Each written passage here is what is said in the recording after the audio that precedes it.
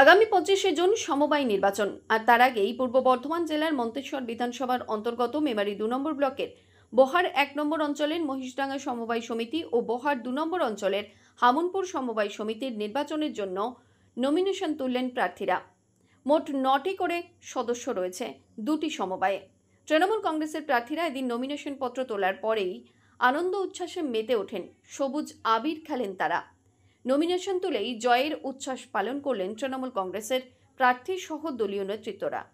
এই কর্মসূচিতে উপস্থিত ছিলেন মেমারি 2 নম্বর ব্লক তৃণমূল কংগ্রেসের সভাপতি হরিসাধন ঘোষ, শ্রমিক সংগঠনের সভাপতি গুরুপ্রসন্ন ঘোষ, বহার 1 নম্বর অঞ্চলের সভাপতি প্রণয় ব্যানার্জি, 2 নম্বর অঞ্চলের সভাপতি শেখ আব্দুল মুকিম, সমবায় সমিতির কর্মাধ্যক্ষ দীনবন্ধু পাল, খাদ্যের কর্মাধ্যক্ষ সঞ্জয় মণ্ডল, মৎস্যের কর্মাধ্যক্ষ মুকুল সাহা, বনভূমির কর্মাধ্যক্ষ আরিফুল ইসলাম, জেলা পরিষদের সদস্য মৌসুমী মণ্ডল, বহার 1 নম্বর অঞ্চলের প্রধান ঝর্ণা কিস্কু, উপপ্রধান জিন্নাত আলী, রাজকুমার মণ্ডল সহ অন্যান্য দলীয় নেতৃত্ববৃন্দ।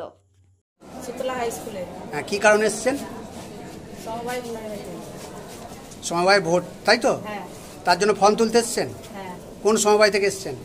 মহিষডাঙ্গা সমবায় থেকে। শীতলা হাই স্কুলে আমরা রয়েছি, কারণ এখানে দুটো সমবায় সমিতি নির্বাচন আছে। একটা হচ্ছে বহার 1-এর মহিষডাঙ্গা, আরেকটি হচ্ছে বহার 2-এর হামুনপুর সমবায় সমিতি।